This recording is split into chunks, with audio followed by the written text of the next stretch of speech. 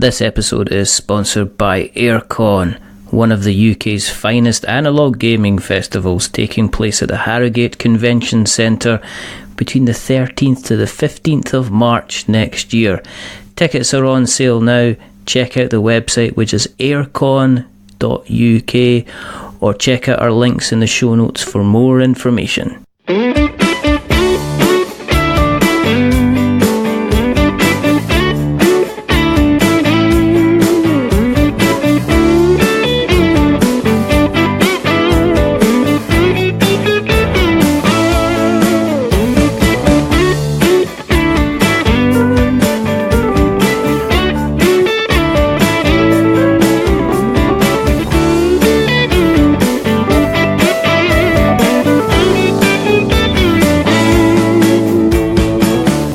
Welcome to another episode of We're Not Wizards. My name's Richard. I'll be your host for September. Now it's getting cold and I'm slightly out of breath because it's getting a little bit of cold. Joining me today is a man who he's just taken who he is and he's wearing it as a badge of pride. You know, he's just taken ownership. People have said nerd. He's like, I'm not a nerd. You know, people said, yeah, but you like to stay in your basement. He says, yes, I do. And he says, you're starting to get married. He says, yes, I am. You're starting to have kids. Yes, I am as well. You're turning into a geek dad. And he certainly is. Because joining me, I've got Jonathan Liu from GeekDad. And things have happened. And we're going to talk about them today. But first of all, hello, Jonathan. How are you doing, sir? Hello, Richard. I'm doing pretty well. It's good to have you on. This has been one of those things that's been kind of going back and forward for a little while, and but we're here. And we're here to have a chat, and we're here to have a conversation. Yeah. And we're going to have a little conversation about yourself. But for everybody who hasn't listened to us for the first time, thank you very much for joining us. The reason that we do this is quite simply because there's still not enough podcasts out there about board games and tabletop. Just can't find them. And the other reason that we do them is because it's my ongoing journey to seek out No, that's Star Trek. It's my own ongoing journey to interview and speak to as many people in the industry as possible.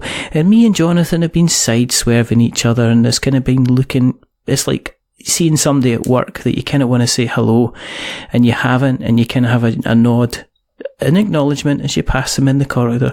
And then one day I've just grabbed him by his shoulders and I went, we need to talk. And he's went, okay. And then it's like, let's try and organise it. And it's like, but the timing, it's very, very difficult to get around it. So here we are. So there you go. Here we are. Growing up, because let's just get into it. Let's just start chewing on this juicy steak. Were you kind of a games family? I mean, did you have the kind of sit around the table, play games together? Did you do a lot of kind of family activities together and stuff like that as you were kind of growing up yourself? You know, I think we were kind of typical in that we had a lot of your classic, we had a copy of Monopoly and Scrabble and Game of Life. I played mostly with my siblings, my sister and my brother. With my parents and my grandmother, we would play cards. So we played a lot of classic card games. Okay.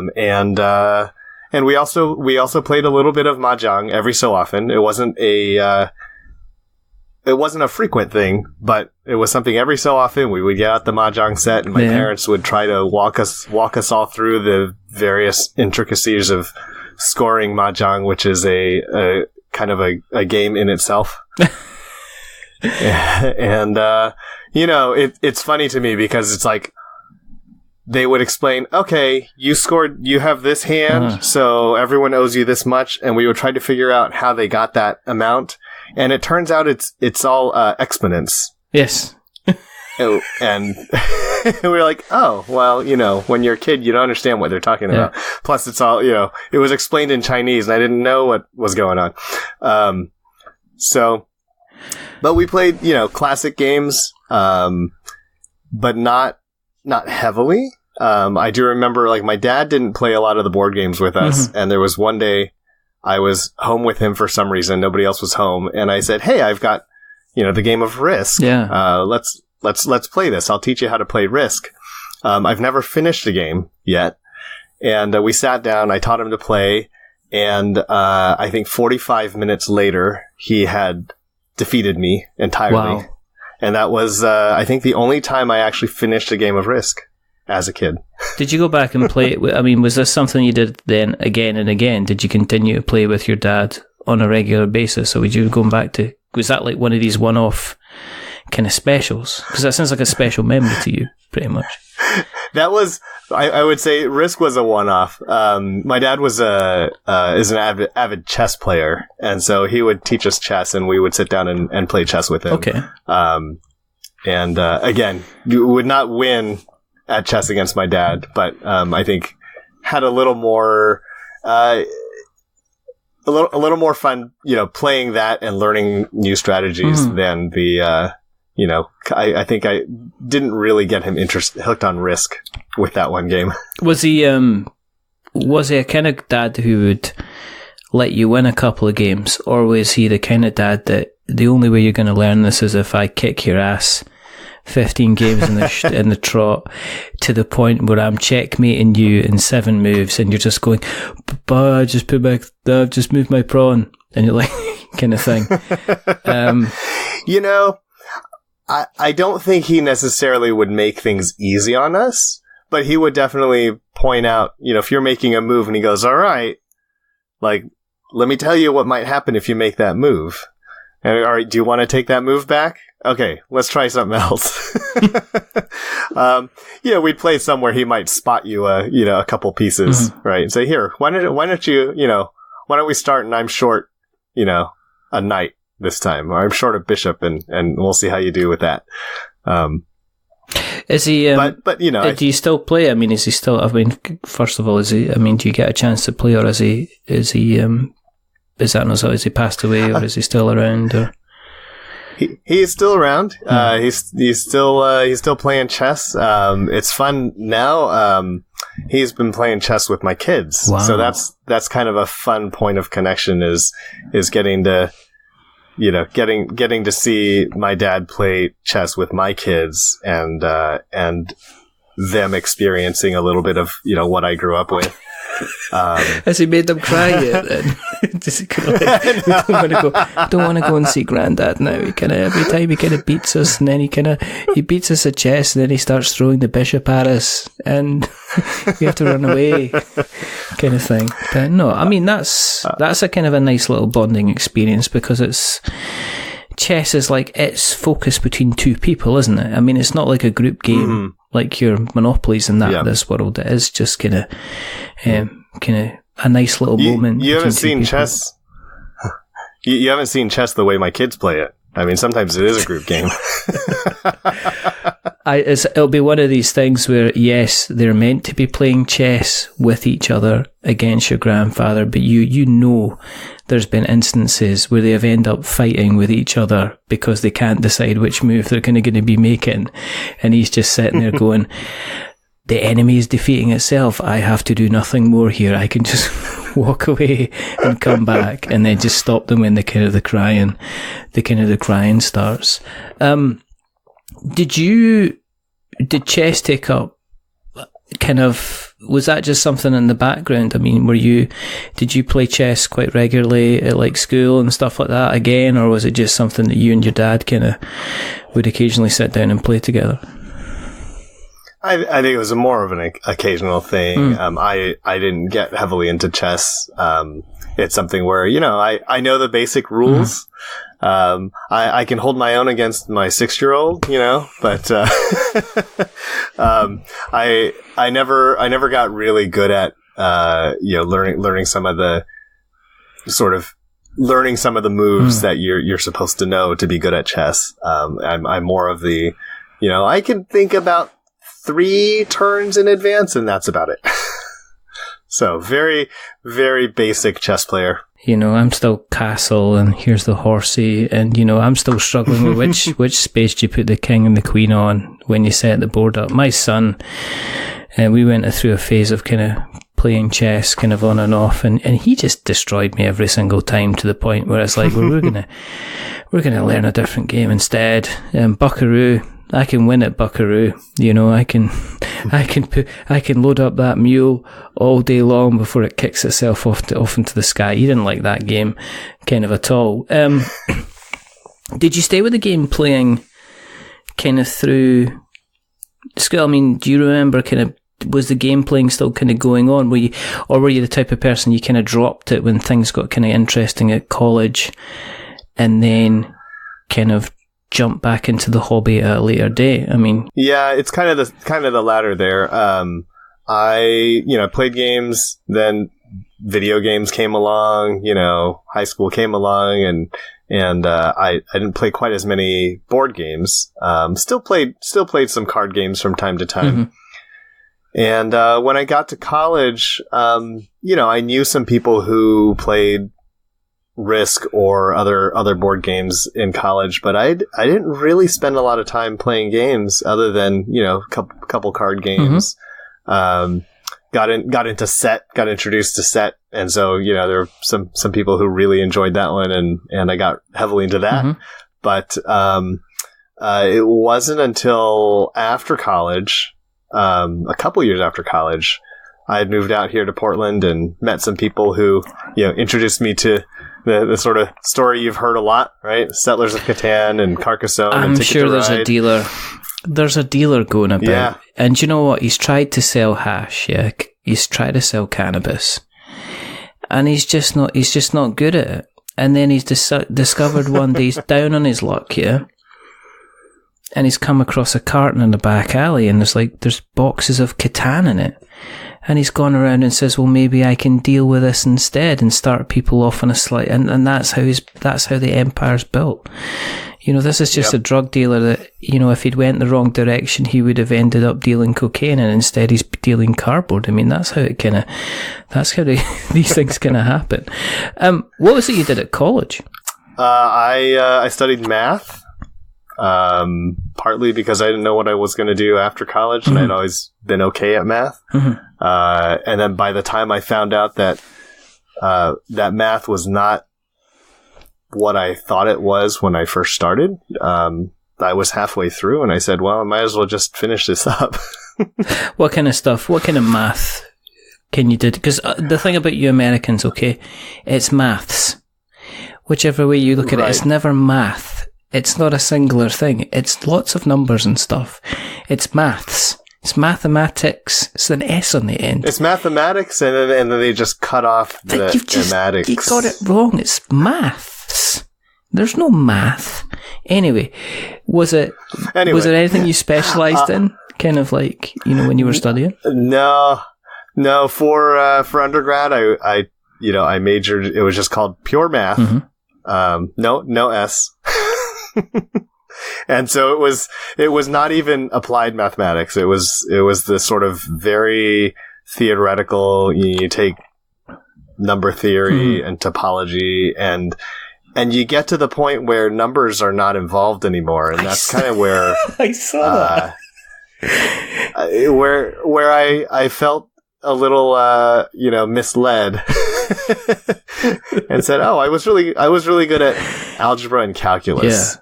And once we got into group theory and topology, is where I realized that I'm not really a math person. I'm a calculus and algebra person. Because they start doing dots and stuff, don't they? And look, here's a vector, and you take this, and this, and then here's dy, dx, x. I'm just like, I'm just looking for anything that could look like a 4 or a 5 here. So, yeah, that's, and that's, I think, that's kind of where I got a little bit lost. Mm-hmm. But I finished it out. I did earn a math degree, and haven't really used it in, 20 years. There's nothing wrong with that. I don't think there's a lot of people. I think maybe 20 or 30 years ago, even longer than that, folk would have been going, for shame, you've wasted your education. But nowadays they're like, yeah, me too. You know, I've got a degree in kind of various different sciences. You know, this is not a podcast about chemistry or physics or biology. You know, we're not talking about covalent bonds here. We're talking about board games and cardboard. So it's good to see that degree kind of serve me kind of well. But you said you moved to Portland. Was that a career move, or was that just let's go and see what else is out there? It was a career move for my wife. Right. We got married shortly after college. Oh, right, okay. And she went to medical school in Kansas while I worked a couple different jobs. Uh-huh. And then we moved out to Portland for residency. So that was our both of us our first time out here in the Pacific Northwest, and we fell in love with it. And we did move away for her first job out of residency, and then got a chance to come back to Portland about 8 years ago. And so we did. Cool.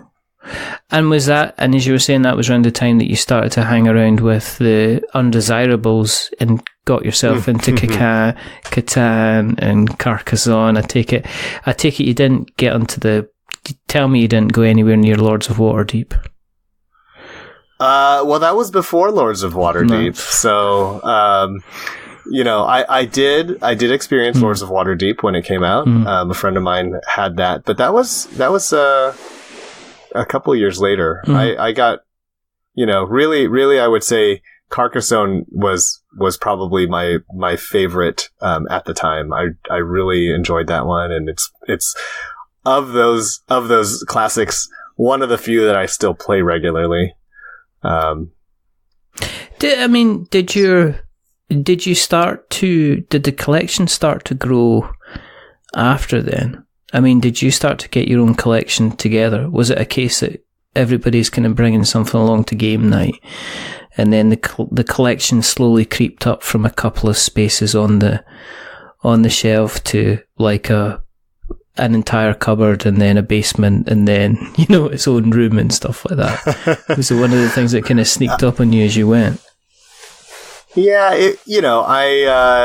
it encouraged me to go back and get some of my old games out of my parents' my parents' house. Found a couple of those that I hadn't had in a while, and I started looking at looking into game stores, but I also liked looking for things at thrift shops and looking for old strange games. But I think that the collection wasn't really huge at the time. It wasn't until when we moved back to Kansas. We went to a very small town, about 800 people. Yeah.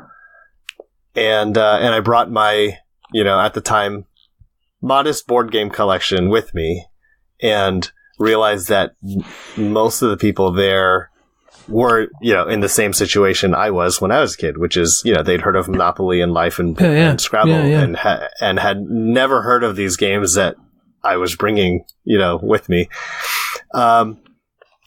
And so I got involved, with a lot of the local, like, middle schoolers and high schoolers who in a small town didn't really have a lot to do in the evenings and weekends. And they were like, hey, this is kind of neat. Let's play board games. And that's also the time when I started writing for GeekDad and reviewing games. And that's, and then, that's when the game collection really started growing. So was GeekDad something already in existence in the background before you joined then? Yeah. And kind of how did that kind of come about? How did you get involved and meet up with them and make that jump? Yeah, so the story of GeekDad is that it was originally started by Chris Anderson, who was the editor-in-chief of Wired magazine. Mm-hmm. He started it as a side project. He was working on some drones with his kids, and he wanted a place to just kind of share some of the projects they were doing. And so he started up this site called GeekDad. Yeah. Ran it for, I don't know, a year or two, I guess. And then he handed it off to Ken Denmead, who has been running it since then. And when I was, so I had been reading the site for a couple years, and they had put out a call for new writers. They said, "Hey, we've got room for some new people, and send us a little bit about yourself. What are your interests? What do you like? What do you want to write about?" Yeah. And I said, "Well, I'm a stay-at-home dad. I'm living in rural Kansas. I like board games. That's what I'd like to write about." And at the time, they didn't have a ton of board game coverage. They had a couple people writing sporadic reviews. Yeah. And I think they didn't have any stay-at-home parents at the time. So they said, "Okay, well, we'll give you a shot." And that's how I got involved. And I immediately started writing about books and board games and what it's like being a dad. And over the years, I've really sort of focused in on the board games and books. I mean, talking about bringing up the kind of the stay-at-home dad side of things, was that a relatively easy decision to make, Ken, at the time? I take it obviously your wife was then a kind of a doctor, so I take it you had the financial security. So does it just make sense at the time for you to be staying at home? And how have you, how have you found that? Has it been, because a lot of people say, well, looking after children is the hardest job you can ever have.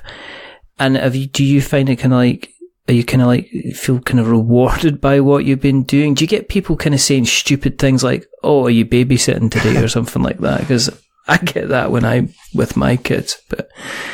Sure. I would say it wasn't an easy decision, but it was a decision that we made, well in advance of actually having kids. So right. My story was I grew up very conservative. I had the stereotype, idea that, the man should work at a job and the woman should stay home and take care of kids. And, and I met my wife and she said, "Well, I'm studying to be a doctor, so, good luck with that." and I had to do a lot of thinking. I was like, well, if this is the person I want to marry and we want to have kids, she's not going to stay home with them. Is that something I want to do, or is it something that, are we both going to work and, we'll have a nanny or childcare or whatever? And, we talked a lot about it. And by the time we, were married, we had said, "Hey, here's our rough plan is, we'll work, once she's in residency and is actually earning an income instead of spending money on med school, we'll try for kids. And if we happen to have kids, then I'll stay home with them and, give that a shot." So I had a lot of time to prepare for that moment. And it has worked out. So, I've been staying home for nearly 16 years now. Wow. And we've got 3 kids, and I think it is hard. It's not for everyone, right? Like being a stay-at-home parent is not for everyone. But it's also been rewarding for me.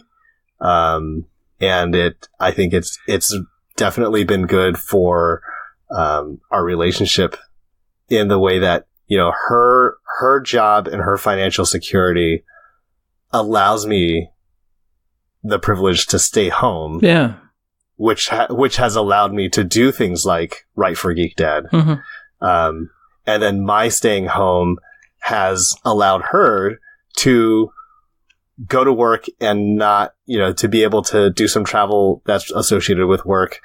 And be, comfortable with the fact that, hey, there's somebody competent at home taking care of the kids, knowing that she's not, she doesn't have to do all of the, sort of shuttling kids back and forth to appointments in school, because I got that covered.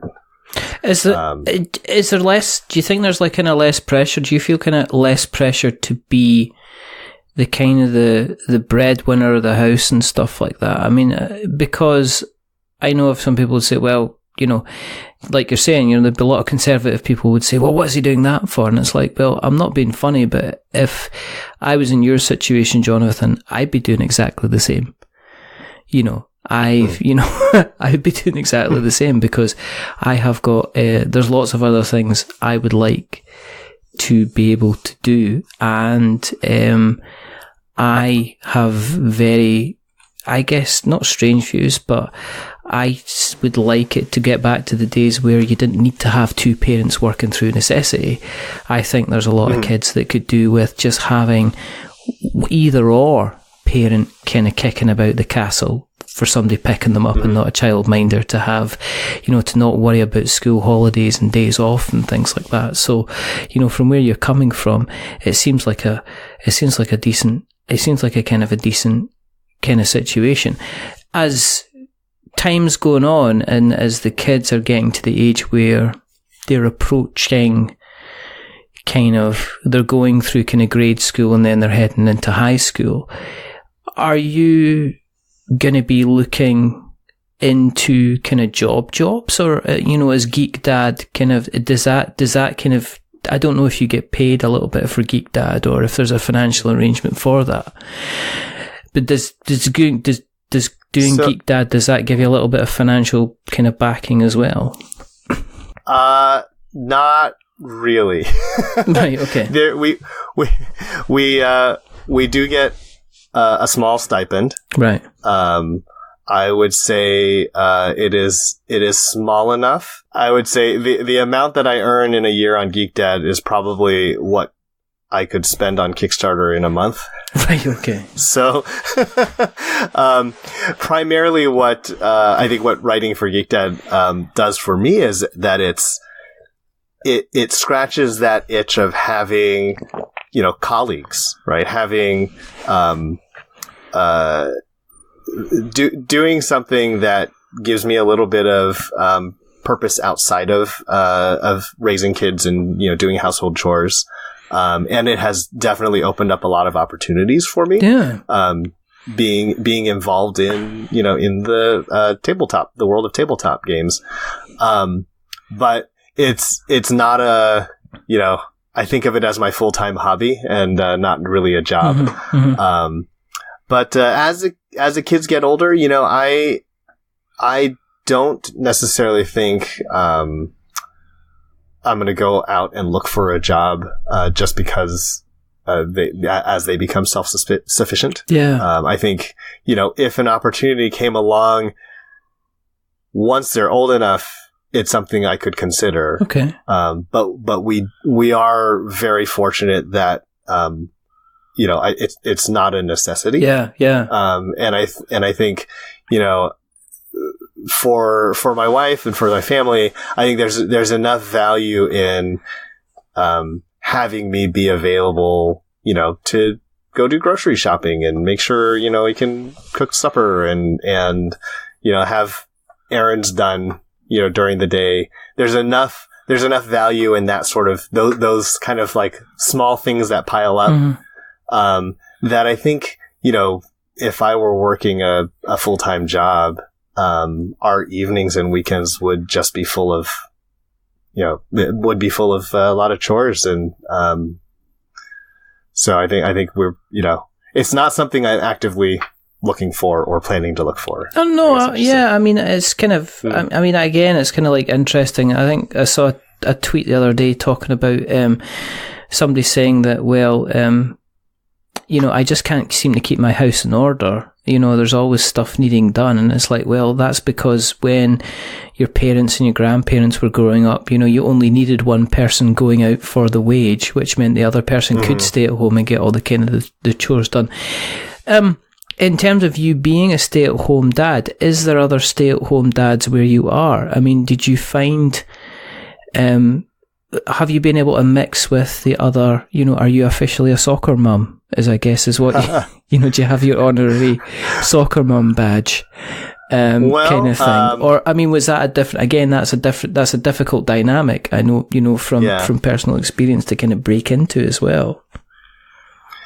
So when my oldest was first born, I was part of a group of parents that was, we were all partners of other medical residents. Yeah. So, all of these people who knew what it was like to have a partner who was never home, working all the time, and we all had young kids. And so we would get together and have play dates, get our kids together. This was before most of them were in school. And that was definitely very valuable to me. But it was predominantly moms. There were, I think, 3 dads in the group. And what we found was, that at least the dads who were in this group were all kind of homebodies. We were all people who were okay hanging out with our kids at home by ourselves. For the most part. And so there was this inertia to overcome to say, I'm going to go and spend time with other parents, as opposed to I'm just going to kind of get stuck at home and in my routines. And I think, I did meet a couple stay-at-home dads through that. But when we moved to Kansas, I was the only stay-at-home dad. Nobody kind of really knew. I can imagine that. And we were there for a couple years. But that's when I got into writing for GeekDad. And I think that gave me sort of a connection with a lot of people that I really like to hang out with. Even if it was only online. And so moving back to Portland, I would say I've met a few stay-at-home dads, but it's not been it's not always been easy to connect with other stay-at-home dads, and partly it's because we're all running errands during the day, and then we don't get to hang out at night because we're getting our kids ready to bed. So it ironically, even though I'm a parent, most of the people who come over to my house for game nights either don't have kids or they have older kids that, they don't need to.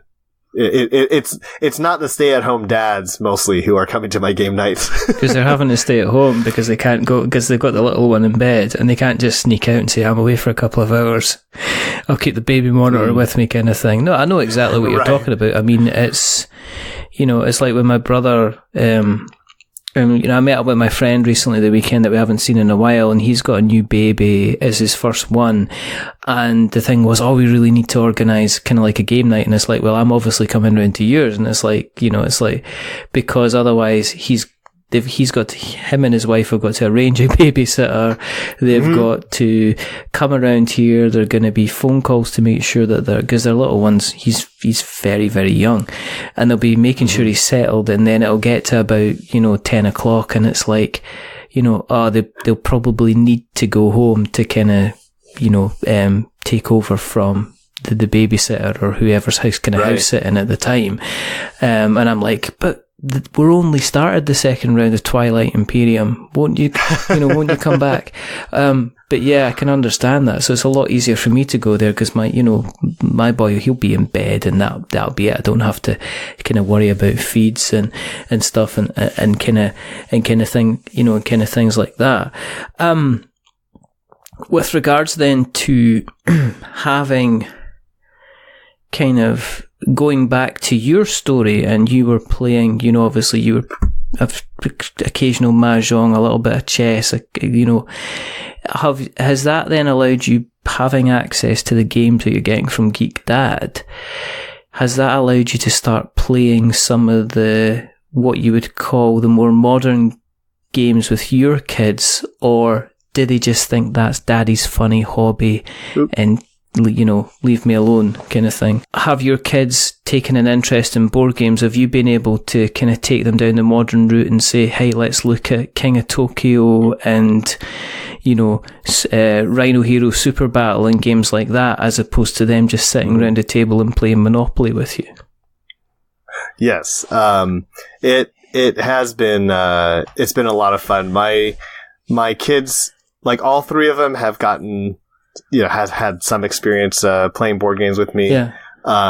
My oldest plays a little less now. She's more of the social social gamer. So she's the one who says, well, if there are people there that I want to hang out with, then I might come down and play board games with you. Yeah. My middle daughter is like me, where it's like, if there's games to be had, I will come down and play games, and I don't care who's there. Yeah, cool. And then my youngest, there's a bit of a gap there because she's only in first grade now. But she's the one who's sort of grown up entirely surrounded by games. Yeah. The other two saw me get into games, right? Like from when they were born is when I started getting into gaming. And so they've seen the collection grow. And my youngest is the one who stepped into this, sort of, oh yeah, like you play games and this is what you do. And so I think she's already pretty sharp. And I think by the time she's in middle school, she's the sort that's going to be beating my dad at chess. And so she loves games too. And I'll often let her play games that are, well above her age level, because she can follow the rules, even if she can't come up with strategies, right? She can't plan out how to win the game, but she can follow the rules and take her turn, and she enjoys doing that. And so, so definitely, we do play a lot of games with my kids as well as with, a lot of other friends. So that's something that I've definitely enjoyed, having that to share with them. And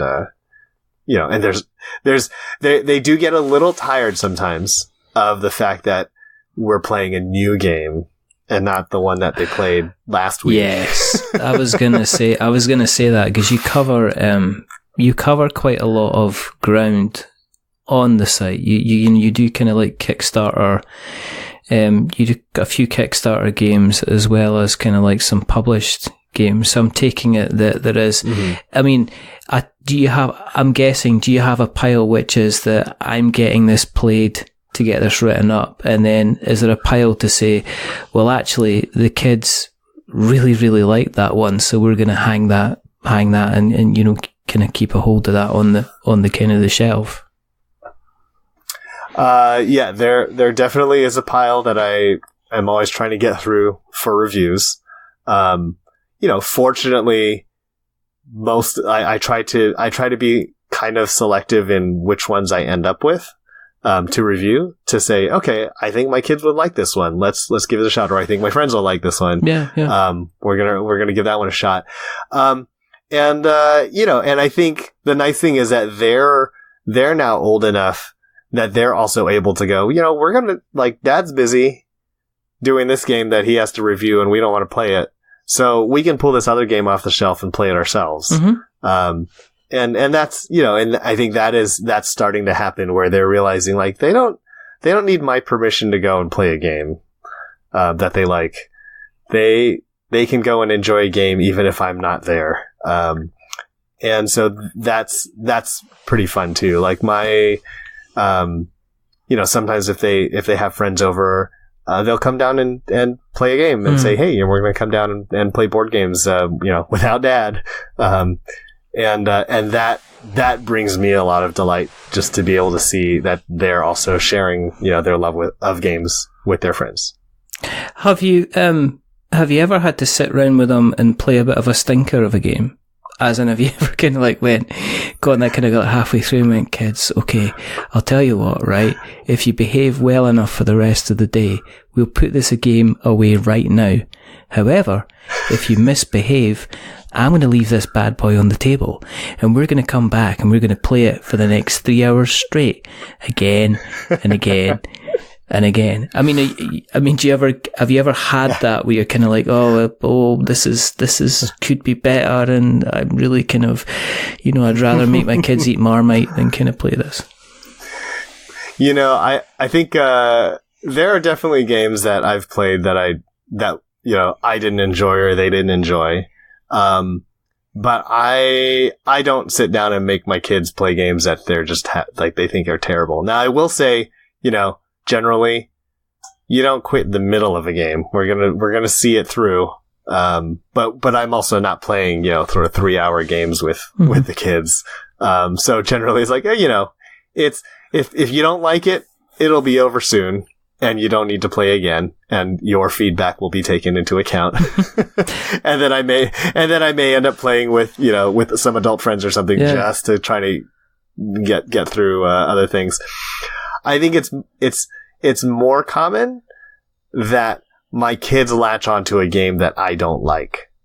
Right. Okay. And those are a little tricky, right? Because it's like, all right, this is a game that my kids are really enjoying. I just don't happen to enjoy playing it myself. And so then I have to make the decision of,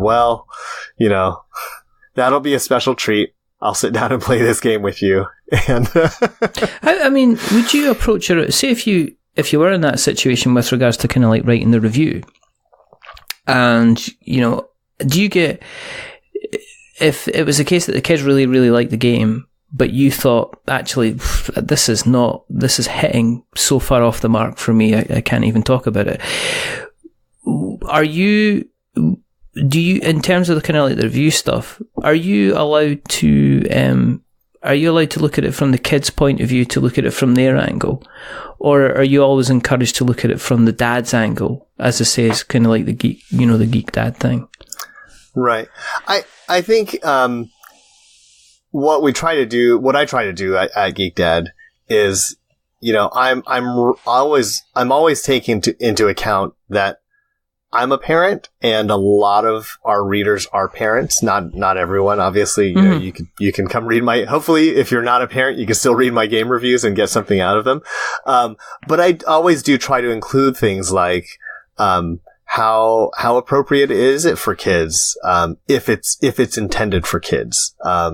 And so if my kids love a game and I can't stand it, that is something that I would mention in a review. And part of it is, I understand that some games were not designed for adults, to appeal to adults. Yeah. But, I think as long as I don't think it's bad for kids to be playing a game, I will probably say, look, this is something that your kid will probably love, and you will just have to sit through and endure it until they outgrow it, right? But yeah, and if that's something where you're saying, oh, I'm looking for something that my kid really wants to do, that might help steer you in that direction. And if you're like, well, you know what, my kid doesn't like that sort of thing, then hey, well, I probably won't either. Yeah. We can,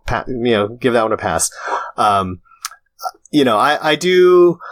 think I can't always predict like what audience, is going to like a game, but I can usually at least find something to say, this is the sort of audience that would enjoy playing this, and this is a sort of audience that should steer clear of it. And hopefully my goal in writing a review isn't just for you to know whether or not I liked it. Yeah. It's more useful if you can read my review and by the end of it know whether or not you're going to like it. Do you ever, I run the blog for the network, and we have a brilliant writer, Steve, that's on that writes for us as well. Is there, in terms of, if I don't like a game and if I want to put up a review to say to people, I don't like this game, if I get like a bad game that I don't like, I can just put it up and that's fine, it's cool. And if Steve wants to do the same, because there's a brand with the GeekDad brand, do you have control over it kind of editorially, what you're going to be putting on the site? Does it get passed by kind of other people as well? And and to that effect, would you kind of like, do you generally get a choice of games that you would play? So you would generally say, well, I'm not going to select this game because I know it's not going to be a kind of a fit for me kind of thing. Yeah, so we have a number of reviewers on the site. Yeah. I'm one of the editors, so I do get a look at, what people are writing, and I can kind of give a little bit of guidance. Mm-hmm. One of our other longtime writers, Dave Banks, was our games editor up until the beginning of this year, and he's stepped down. But he was another person who would kind of say, "Hey, let me take a look at what you're writing. Yeah. Let me make sure you're kind of not to say you need to write in a particular voice." But to say that, we have sort of a standard we'd like to set for what we publish, and we want to make sure that, your review is up to those standards, right? Like that people can read it and it's more than just, a paragraph of text that said, "Hey, I liked it. It was fun," period. Yeah. So in terms of, what types of things we publish, we don't have we give people a lot of leeway in what they can say. What I try to do is say, if you play a game and you have a really bad experience with it, I encourage people not to write that based on a single play, because there's so much that can go wrong in one play of a game that, writing a comprehensive review and saying, like, I don't want to try this again, so I'm just going to write it up and say it's terrible. I think that's not fair to the reader, and it's not fair to the publisher. And I usually say, make sure you check in with the publisher and see if there are things you did wrong. And if it is just not for you, well, then you can write that as well. But we're trying to, I think, I like to think of myself as a game curator, where the idea is, if you came over to my house and you said, "Hey, show me a game I should play," I'm not going to start by pulling a bunch of games off the shelf and saying, "Well, you really shouldn't play this one, and here's why." Because there's so many games that I do love, I don't have time to tell you about all of them. Why should I spend the time writing up a couple thousand words on why I don't like this game or that game, unless I can find some sort of redeeming quality in it. And so that's what I try to do, is I look for the ones that say, here, I want to focus on helping people find games that they're going to love. And if there's something that I don't love, if I think there's an audience out there for it, I'll write about it. If I think, this game just falls totally flat, that's something I will tell the publisher and designer and say, this just does not work for us. It's not something I'm comfortable sharing with my readers. And usually, people say, "Okay, that's fair." But we do occasionally, people have folks who say, "Well, I'd like you to write about it anyway." In which case, I try to write a review that explains why, what I didn't like about it, without being, nasty or mean.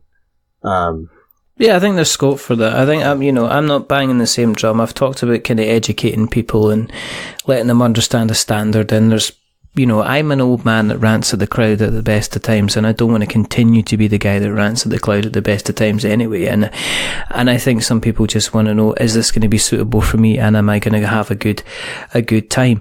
Is there any games at the moment that you're looking at that you're kind of like going, I really like this. This has kind of captured me and surprised me, and I'm kind of really, really it's kind of making you shiver all over, and you got a smile on your face and a spring in your step when you're thinking about it, Jonathan? Any games like that at the moment? There's one small one that's coming to Kickstarter soon, that I saw at Gen Con, and I keep talking about it. Okay. Called Slip Strike.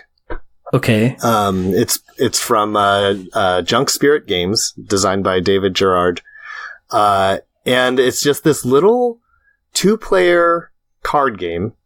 And I don't typically go in for a lot of 2-player only games because I usually have more than 2 players. So I don't get a chance to play 2-player only games. But I played this prototype at Gen Con and I liked it. And then I just got a prototype sent to me a couple weekends ago, and I took it to a local convention and showed it to a lot of people, played it a couple times myself. And it's just sort of really slick, small, easy to learn game that's very much a kind of a mental battle, right? You're trying to figure out what the other person's going to do. Mm-hmm. And they're trying to figure out what you're gonna do. But it's a duel between 2 teleporting time travelers. And it's, programmed movement. You just program your next 2 moves and you resolve them. And if you get hit, that's when you say, no, I'm a teleporting time traveler, and you back up and you teleport somewhere else. But eventually you run out of teleport cards and then you get hit. That just sounds like but I do like a quick game. I must admit, I like something that kind of could just set up and play. I had the joy of playing a game called Carbon City Zero, which is coming onto Kickstarter probably in a couple of days by the time this is going out. And that's just that. It's kind of like environmental Star Realms. Just the way it's going, and it's a lovely little kind of game which talks about renewable energy, and I'm aware of Dave and his work with Junks, but it was a Battle of the Bards. Battle of the Bards. He says going up the octave. Yes, I'm aware of his work. Is there anything? I mean, have you? I take it you're on a few kind of distributor lists and stuff like that. Do you get access to the wonders of things like Tapestry and stuff like that, or do you need to wait like us mere mortal men to get access to those things? So I am supposed to be getting a copy of Tapestry, but it'll be, I think it's arriving in the same wave as the pre-orders. Yeah. I was not one of the lucky few who got the pre-launch, copies. Mm-hmm. But we do have we've had a pretty good relationship with, Stonemaier Games in the past. And so, we have reviewed several of their titles. I'm on some distributor lists. I'm definitely on a lot of email lists. And so, we try to, I think going back to one of the questions you asked earlier, is when people send us a pitch for a game, we do try to circulate that among our writers and say, okay, like who's going to be a good fit for this game? Yeah. And there's a lot of times where reading a description, I can look at a game and say, okay, this is definitely not for me. But the nice thing about having a group of writers is, maybe someone else is really going to love that, and I'd rather have them cover it than me slog through it and have to put off writing about some other game that I really like. Yeah, so we do we do get games from a number of different publishers, and I think some of those a lot of those are ones where we've been writing about board games for many years now, and so that we've got relationships with them. But there's always also a lot of changeover in the reps at the publishers, and so there's a lot of times where we have a long-standing relationship with someone, and that person leaves, and we're starting over again. Yeah, and you have to build it up and kind of let them know. I'm lucky that I'm generally quite annoying anyway, so I can't see me building up any relationship with a publisher.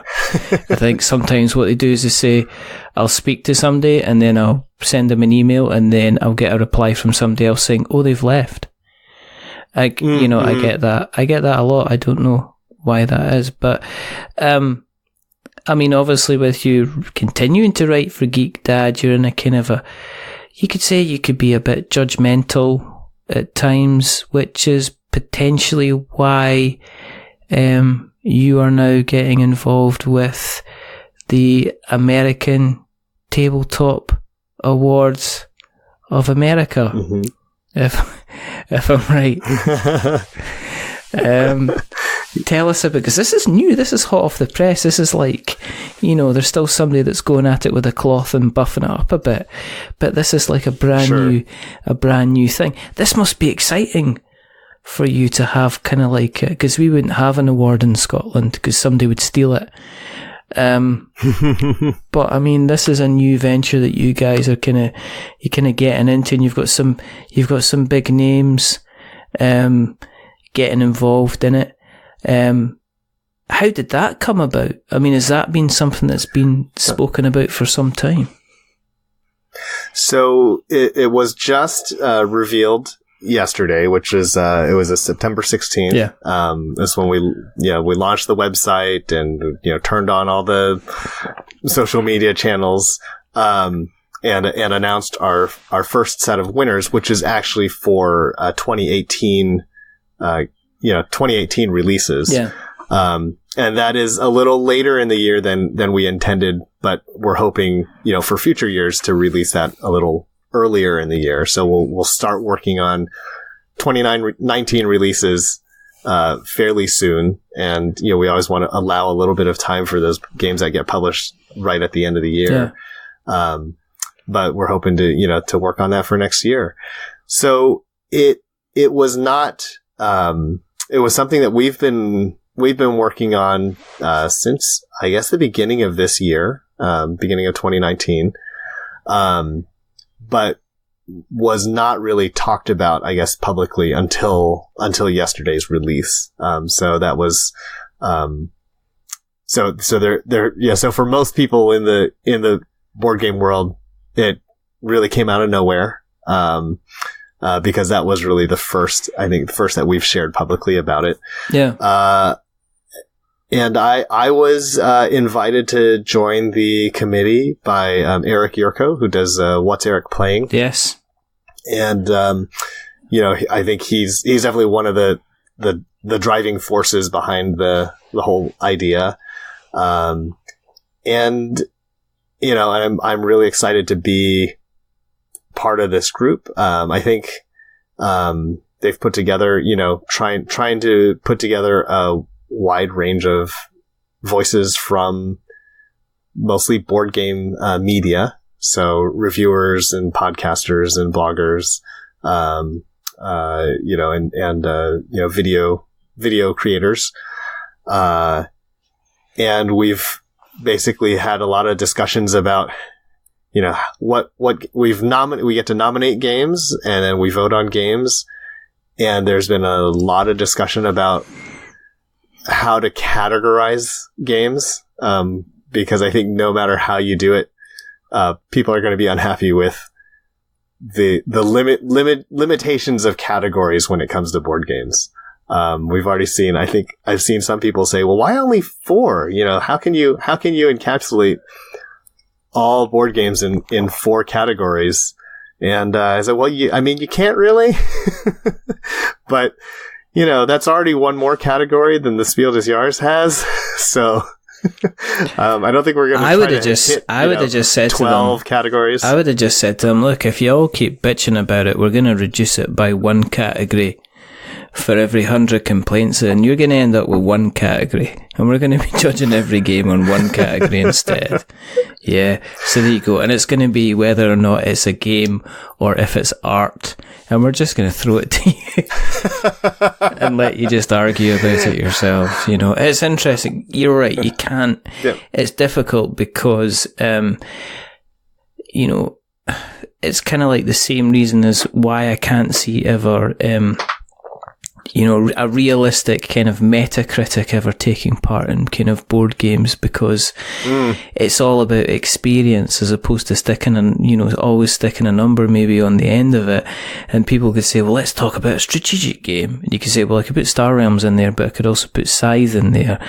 And, at the same end, and they're completely different games. But, again, it's kind of like, what kind of games come up when you throw something like there, like a strategic game. And then you'll obviously get people with the first thoughts coming up and saying, well, this is what we think. And you kind of judge it. Mm-hmm. You kind of judge it from there. Do you think the awards are more important just for people to get some recognition?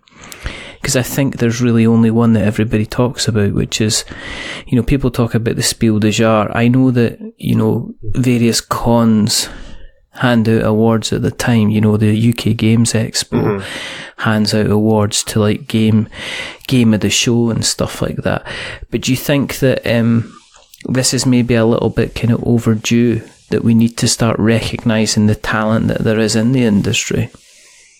I don't want to speak for the whole committee, but I think one of the visions for the American Tabletop Awards is simply the fact that there are a lot of countries who are starting to say, hey, Germany has a Game of the Year award, and that's really cool.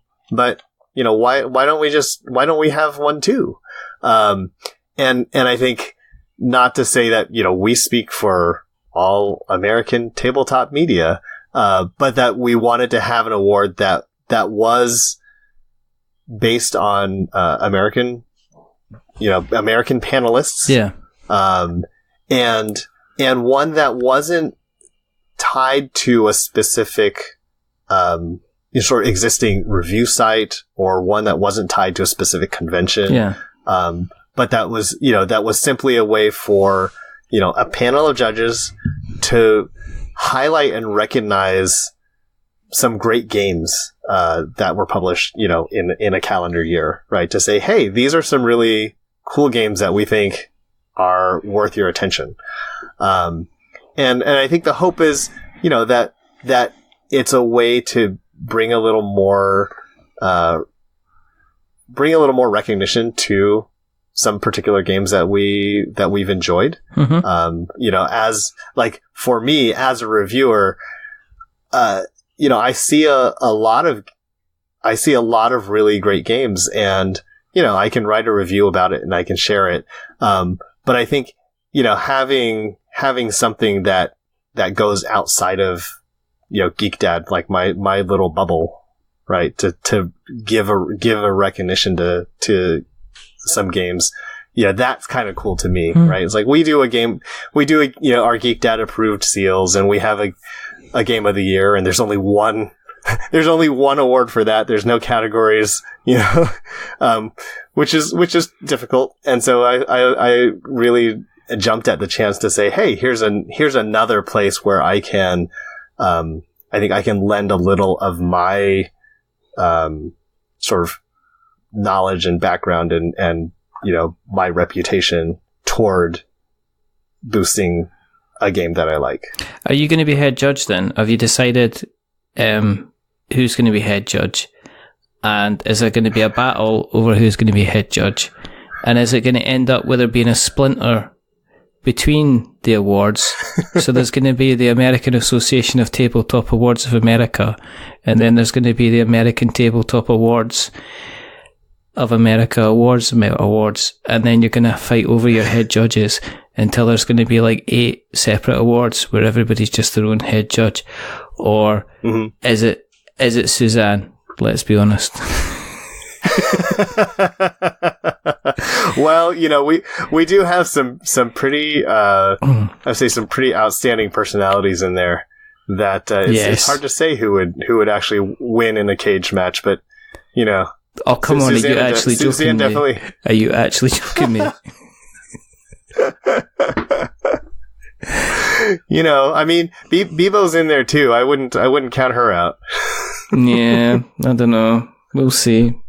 We'll find out. It'll be interesting to see. So, is there going to be like are you going to have ceremony? Are you going to have to wear a frock, a dress, a nice little smart outfit to go out? Is there going to be like champagne? Is there going to be after parties? Or, I mean, when is the next series of awards? Are they just going to be kind of announced? Do you have statues? No? No statues. Just the seal.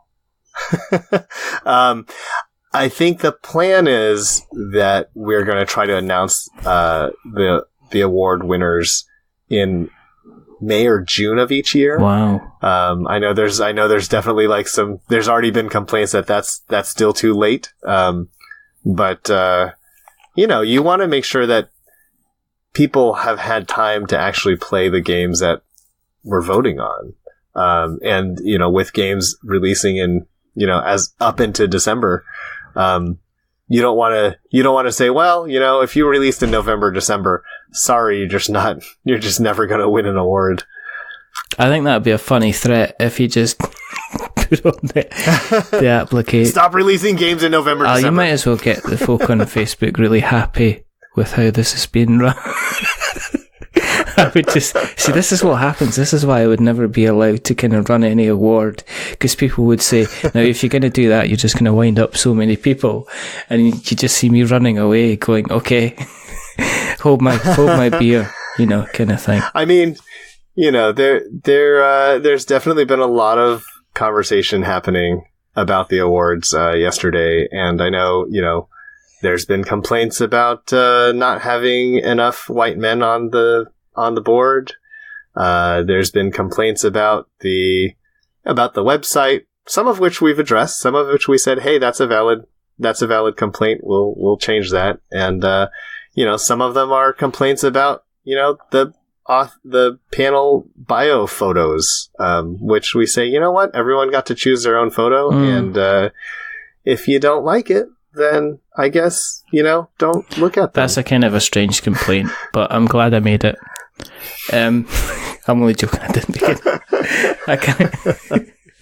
I wouldn't do that. I'd be like Domino in like Deadpool 2 when they're facing off against the Juggernaut. I'd just be like going, no. I'd be turning around and walking away, kind of thing. So that's exciting. So I take it there'll be details on the website and stuff like that, and everything along those lines that we can kind of check out, which is kind of cool. And we'll make sure that we link them where we can, good, bad, and indifferent profile photos as we go.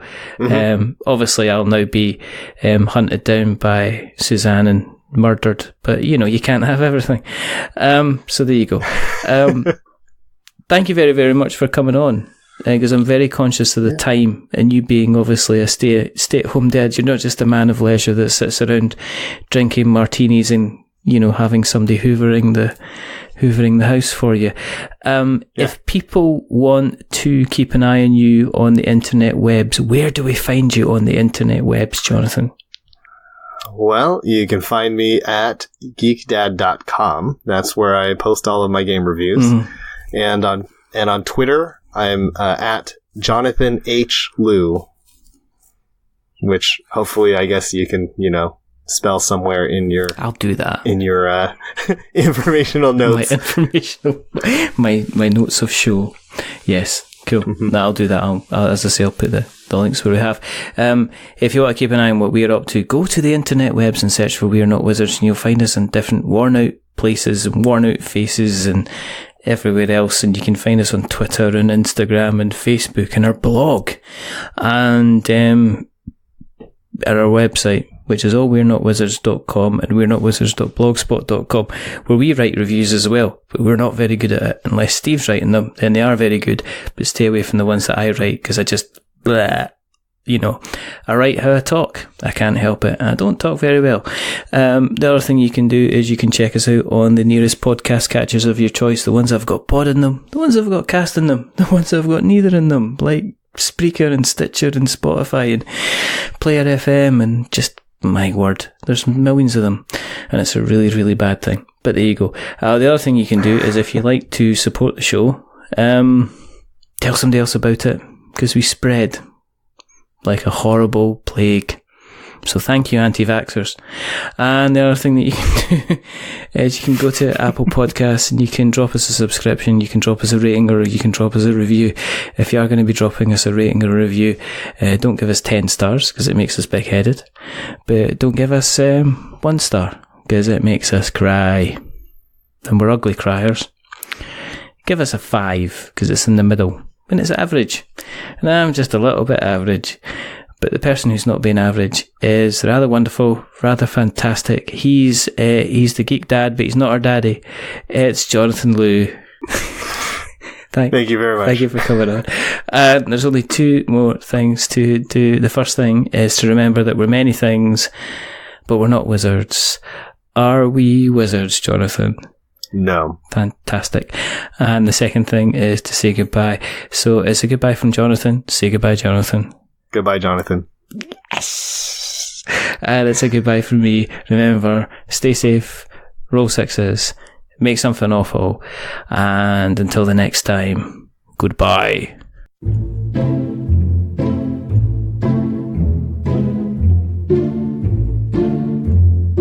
A wizard is never late.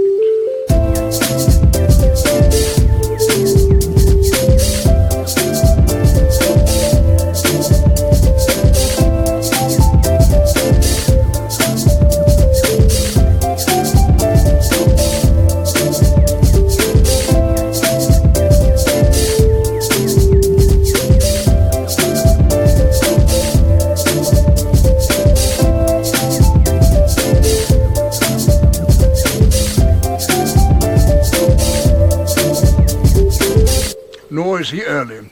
He arrives precisely when he means to.